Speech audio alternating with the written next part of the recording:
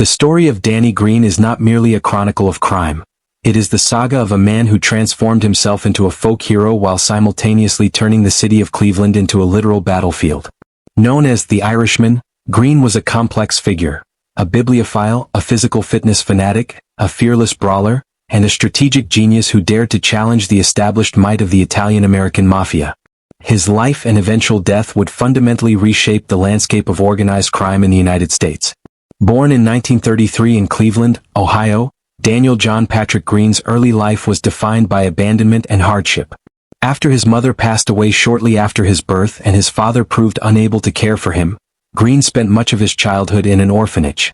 This period of isolation and self-reliance forged a man who viewed the world through a lens of survival and tribal loyalty. Following a stint in the United States Marines, where he excelled as a marksman and learned the intricacies of explosives, Greene returned to the Cleveland docks. It was here that his rise to power began. He was a natural leader, possessing a charismatic intensity that drew people to him. He eventually ousted the corrupt leadership of the International Longshoremen's Association (ILA), Local 1317. While he initially cleaned up the union's image, he quickly turned it into his own personal fiefdom. His reign at the docks was marked by a peculiar brand of benevolent corruption. He was beloved by his men for securing better wages and conditions, even as he was investigated by the federal government for embezzling union funds. Greene's legal troubles with the union led to a pivotal turning point in his career. Facing federal charges, he struck a deal to become a confidential informant for the FBI. This relationship was deeply paradoxical. While Greene provided information on his rivals, he used the protection and insights gained from his handlers to further his own criminal empire. He was never a rat in the traditional sense. He was a master manipulator who used the law to clear his path.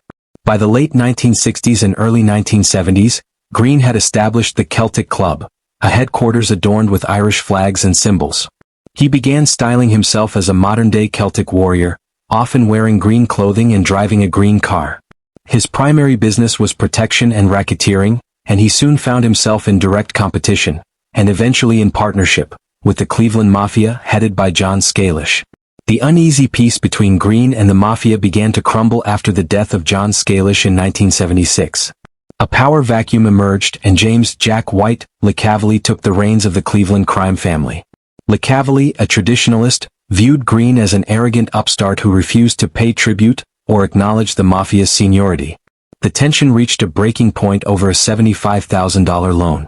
Greene had helped an associate, Shonder Burns, secure the money from a Gambino family-linked source for a gambling venture.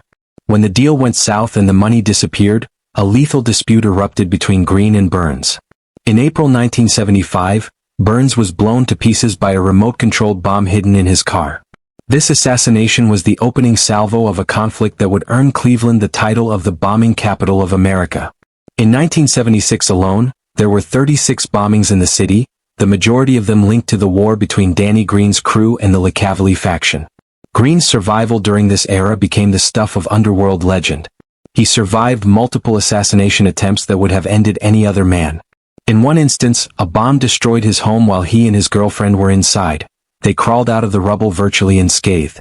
Greene famously mocked his enemies, appearing on television news to tell the Mafia that he was waiting for them and that they simply weren't man enough to finish the job. His defiance was backed by a small but fiercely loyal group of associates known as the Celtic Club, and an alliance with a rogue Mafia captain named John Nardi. Together, Greene and Nardi began picking off Licavoli's top lieutenants.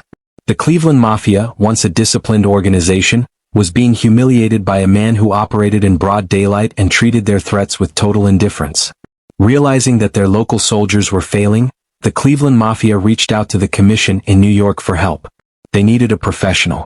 They eventually contracted Ray Ferrito, a hitman from Erie, Pennsylvania, to coordinate the hit. The Mafia's opportunity came on October 6, 1977. Greene had a scheduled appointment with his dentist in Lyndhurst, a suburb of Cleveland. The hit team was ready. They utilized a Nova bomb, a sophisticated device hidden inside the door of a car parked next to Greene's vehicle. As Greene walked out of the dentist's office and approached his car, the assassins detonated the explosives via remote control. The blast was so powerful it shook the entire neighborhood. This time there was no miraculous escape. Danny Greene, the man who had survived dozens of attempts on his life, was killed instantly. While the Mafia celebrated Greene's death, it proved to be a Pyrrhic victory. The investigation into the bombing was exhaustive. Ray Ferrito, fearing he would be murdered by the very people who hired him to tie up loose ends, decided to flip and become a government witness. Ferrito's testimony was the thread that unraveled the entire sweater. It led to the arrest and conviction of James Licavoli and several other high-ranking members of the Cleveland family under the then-new RICO, Racketeer Influenced and Corrupt Organizations, Act. More importantly, the evidence gathered in the Greene case provided the FBI with the blueprint for the Mafia Commission trial in New York years later, which effectively broke the back of the five families.